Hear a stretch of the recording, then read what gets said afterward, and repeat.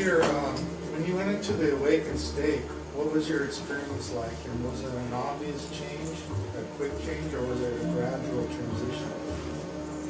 I'll repeat the question for people online. So Peter, when you went into the awakened state, was it a quick change or was it a gradual change? Both. Mostly gradual. It was something that was developing over many, many, many years, starting in 1976. And it was sort of in and out, in and out, in and out. A bit confused about what was happening.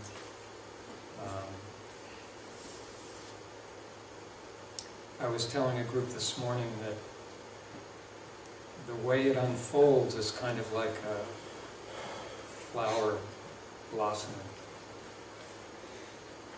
There are points in the process of blossoming where you could say, oh look, this little thing peeled back. Oh look, now that little thing peeled back. Oh, look at that little color that's coming out here. So it's like that, except the difference is, and eventually this flower is completely flower. And the difference is, it's never, with development of consciousnesses, it's never completely flowering. It's always growing, but it reaches a point of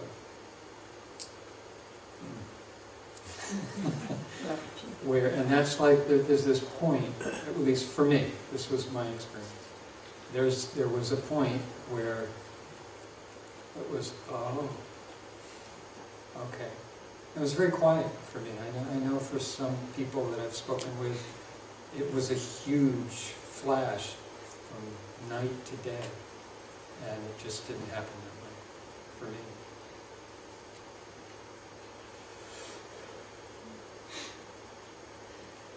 Peter, from your perspective, or from your place of sharing, what is this oneness meditation doing for people?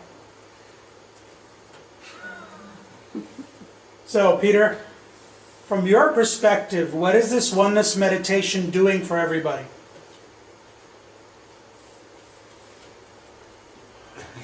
You tell me. I know what it's doing for this body, this thing here. I hear people tell me what it's doing for them. I think I know what it's doing for all of you. It's grace. Your experience, what I experience is grace flowing through me. There's no me there, but there's grace flowing through. There's no ownership of it, but there's grace flowing through. And that's what you're experiencing. Now, I know some people will say, you know, I didn't experience anything. And when I was in India last winter, that kind of thing came up. People were saying, oh, I didn't experience anything. You explain all this stuff and I'm just not getting it. That's not what's happening to me. And the monk who answered that question actually is the same one who sings the Liberation Sutra, or chants it, or whatever that is. And he said, you can't experience nothing. When you tell me that you experience nothing, you are actually experiencing something. You call it nothing. You labeled it as nothing. But you were still experiencing something. Now, you could look at that and you could say, well, great. You could go oneness meditation and what I experience? Nothing. Boredom. The point is, the way to experience the oneness meditation is to simply experience whatever happens, including, I'm really bored, there's nothing happening here. Add a little twist to that. You're watching the fact that nothing's happening. Nothing's happening. Okay? Wow. Nothing's happening. You know, switch the inflection here. Nothing's happening. And that's what's going on. Now, I don't want to belittle people who are frustrated with the experience of boredom or not experiencing anything. It's a real experience, and sometimes just watching it and relaxing into it doesn't do anything but let you relax into that feeling.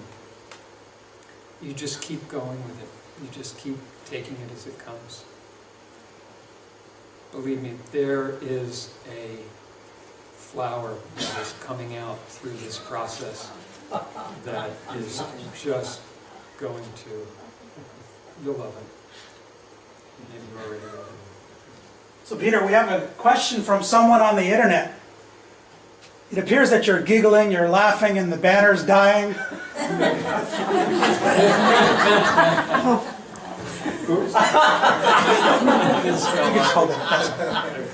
And the microphone.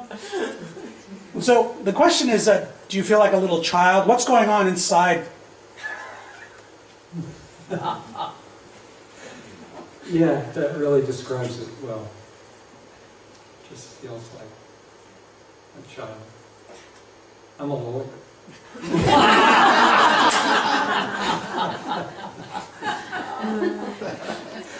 Sometimes I feel like this while I'm on the phone with a client. I don't do. But I feel the same joy.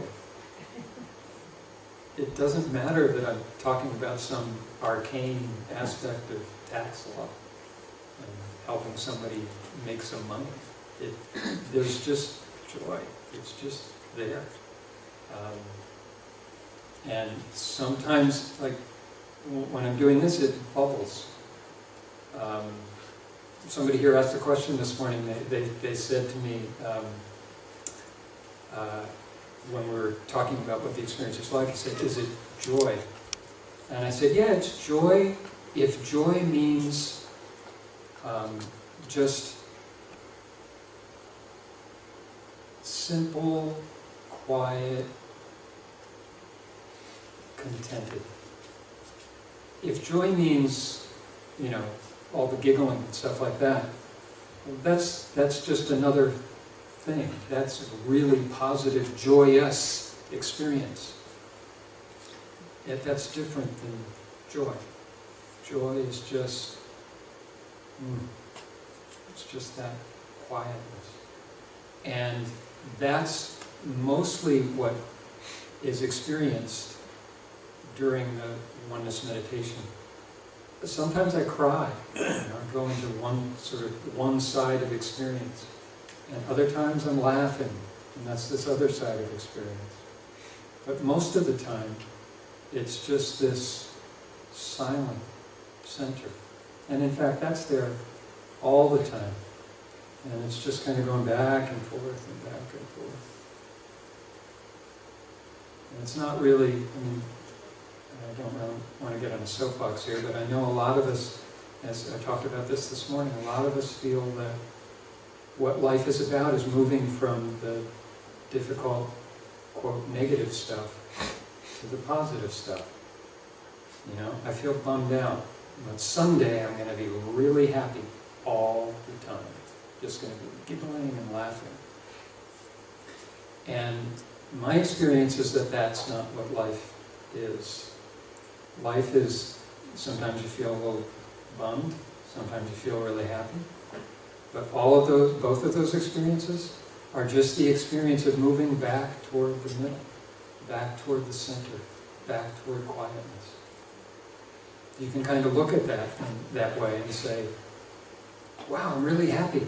I am so glad I'm moving back toward bliss, not blissfulness, bliss. Wow, I'm really bummed out. Cool, I'm on the way back. What was the question? Oh, what do I experience? Yeah, it's like being a child. Yeah, it really is.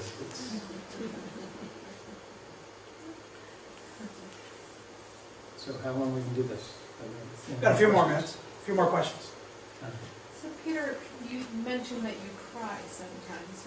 what are you experiencing at that time? So Peter, the question is that you mentioned that you cry sometimes. What are you experiencing inside when that's going on? I'm really glad you asked that, because I was forgetting to say something, and still forgetting it, waiting for it to come in, crying, my experience.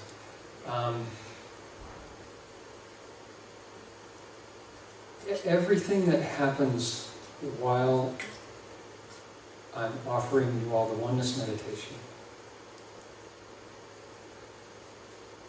it's completely impersonal. If I experience that my body cries or my body laughs,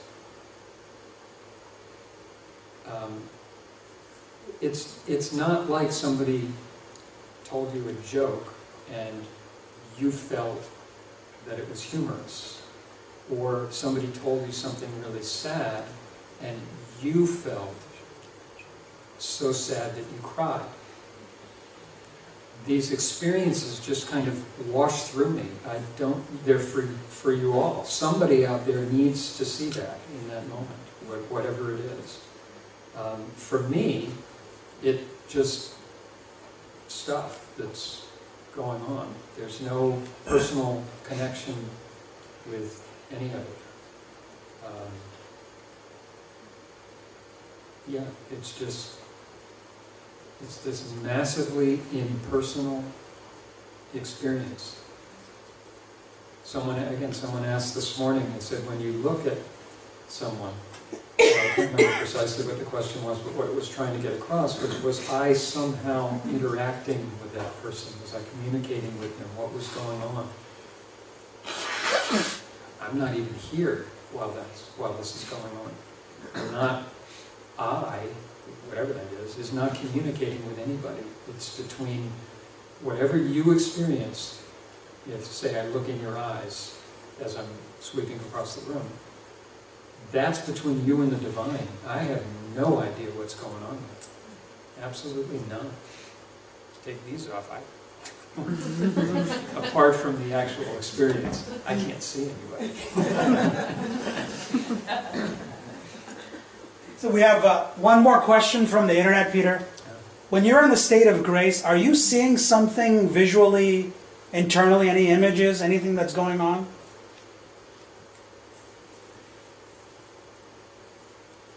All sorts of stuff goes on. Sometimes it might be visual, sometimes it's just feeling. But again, it's whatever it is, it's just washing through. It's not a personal experience, and to say, oh yeah, I saw this or I saw that, wouldn't matter, because whatever happens, there's no personal self reacting to it. You know, if I know sometimes my face does strange things, like it's even, someone told me I looked really perplexed once in the middle of it, and I honestly don't know what that was. When they told me that, I didn't remember anything about feeling perplexed, but that expression came through. So I think the message here is that, another thing I said this morning was that the next time you think that a oneness meditator is really special, just think that Bhagavan sends the same kind of divine energy through a pair of wooden sandals.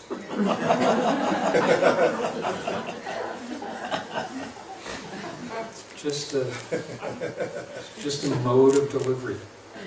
That's all it is. It's fun. Well, we have time for one more, Peter, because it looks like the banner is about to give out. So I'm wondering what your experience is.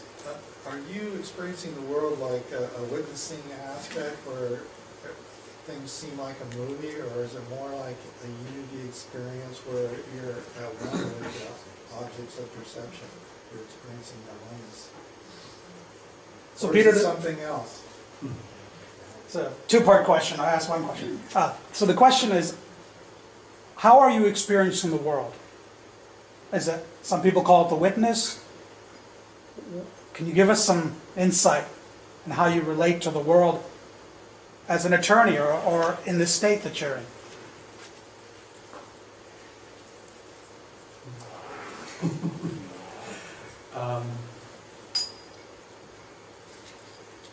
This is a really hard question to answer, because yes, witnessing state, and yes, unity.